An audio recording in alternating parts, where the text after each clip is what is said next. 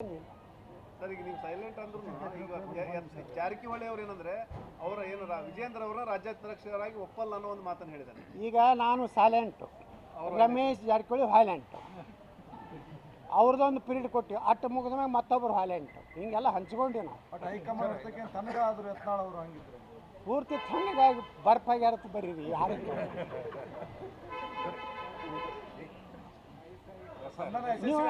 ನೀವು ನನ್ನ ನಾ ಎಷ್ಟು ಹುರುಪನಾಗದಿ ನಾನು ನೋಡ್ಯಾರೆ ಬರೀರಿ ನೀವು.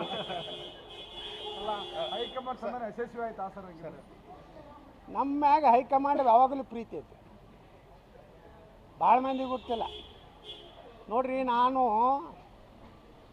ನನ್ನ ರಾಜಕೀಯ ಜೀವನ 35 ವರ್ಷದಿದೆ. ನಮ್ಮ ಸಮಕಾಲೀನರು ಅಟಲ್ ಬಿಹಾರಿ ವಾಜಪೇಯಿ, ಲಾಲ್ ಕೃಷ್ಣ ಅದ್ವಾನಿಯವರು, ಅನಂತ್ ಕುಮಾರ್ ಅವರು, ರಾಜನಾಥ್ ಸಿಂಗ್ರು, ಜಸ್ವಂತ್ ಸಿಂಗ್ ಕಾಲದಲ್ಲಿ ಇದ್ದಂಥವ್ರು ನಾವು. ಏನೋ ಕೆಟ್ಟ ಕಾಲದಲ್ಲಿ ಇದು ಏನೋ ಆಗಿರ್ಬೋದು, ಆದರೆ ಪೂರ್ತಿ ಯತ್ನಾಳ ಹೊರಗೆ ಹಾಕ್ತೀನಿ, ಯತ್ನಾಳ ಮುಗಿಸ್ಬಿಡ್ತೀನಿ ಅಂತ ಯಾವ ಮೂರ್ಖ ನನ್ನ ಮಕ್ಕಳು ತೊಗೊಂಡಿದ್ದು ತಪ್ಪು. ಶಿಸ್ತು ಕ್ರಮ ಏನು ಇಲ್ಲ ಸದ್ಯಕ್ಕೆ. ಮತ್ತಿಟ್ಟು ನಕ್ಕೋತ್ ಹೇಳಕತ್ತಿಲ್ಲ ಶಿಸ್ತು ಮೇಲೆ. ಒಳ್ಳೆ ಕೆಲಸ ಮಾಡತ್ ಹೇಳಾರ, ಮುಂದೆ ಒಂದು ದಿವಸ ಒಳ್ಳೆ ಭವಿಷ್ಯ ಐತೆ ಅಂತ ಹೇಳ.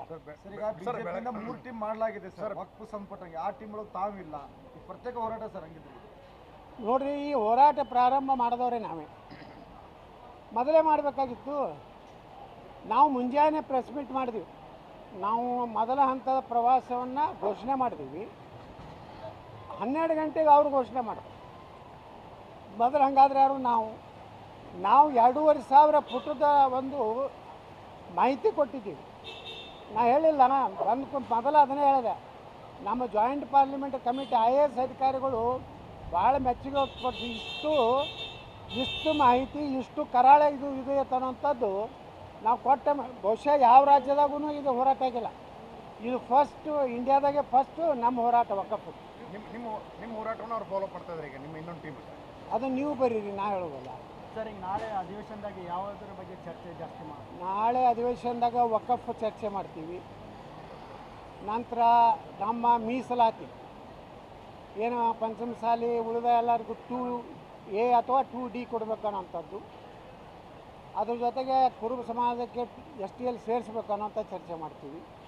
ಅಲ್ಲಿಂದ ಕೃಷ್ಣಾ ಮೇಲ್ದಂಡೆ ಯೋಜನೆ ಏನಿವತ್ತು ಸುಮಾರು 1.5 ಲಕ್ಷ ಕೋಟಿ ರೂಪಾಯಿ ಬೇಕಾಗಿದೆ.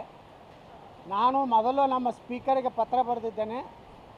ಮೊದಲ ದಿವಸನೇ ಉತ್ತರ ಕರ್ನಾಟಕದ ಬಗ್ಗೆ ಚರ್ಚೆ ಆಗಬೇಕು. ಪ್ರತಿ ಸಲ ವ್ಯವಸ್ಥಿತವಾಗಿ ವಿಧಾನಮಂಡಲದಲ್ಲಿ ಉತ್ತರ ಕರ್ನಾಟಕವನ್ನು ಕೊನೆಗಿಡ್ತಾರೆ. ಕೊನೆಗೆ ಗುರುವಾರ ಅಥವಾ ಶುಕ್ರವಾರ ಇಡೋದ್ರಿಂದ ಯಾವ ಶಾಸಕರು ಇರುವುದಿಲ್ಲ. ನಮಗೊಮ್ಮೊಮ್ಮೆ ಕೋರಮ್ ಆಗುವಷ್ಟು ಶಾಸಕರು ಇರುವುದಿಲ್ಲ. ಆದ್ದರಿಂದ ಉತ್ತರ ಕರ್ನಾಟಕದ ಬಗ್ಗೆ ಕೇವಲ ಒಂದು ರೀತಿ ನಾಮಕೆ ವಾಸ್ತೆ ಚರ್ಚೆ ಆಗ್ತಾಯಿದೆ. ಅದಕ್ಕೆ ನಾನು ಸ್ಪೀಕರ್ ಅವ್ರಿಗೆ ಪತ್ರ ಬರೆದಿದ್ದೇನೆ. 9ನೇ ತಾರೀಕಿಗೆ ಏನು ಸದನ ಪ್ರಾರಂಭ ಆಗ್ತದೆ, ಅವತ್ತಿನಿಂದ ಉತ್ತರ ಕರ್ನಾಟಕದ ಚರ್ಚೆ ಮೊದಲಾಗಬೇಕು. ಅಲ್ಲಿಂದ ಬೇರೆ ಬೇರೆ ಚರ್ಚೆ ತಗೋರಿರ್ತಾರೆ. 10ನೇ ತಾರೀಕಿನ ಹೋರಾಟ ಮಾಡ್ತೀವಿ, ಹೋರಾಟ ಮಾಡ್ತೀವಿ. ನಮ್ಮ ಗುರುಗಳು ಈಗಾಗಲೇ ನಮಗೆಲ್ಲ ಕರೆ ಕೊಟ್ಟ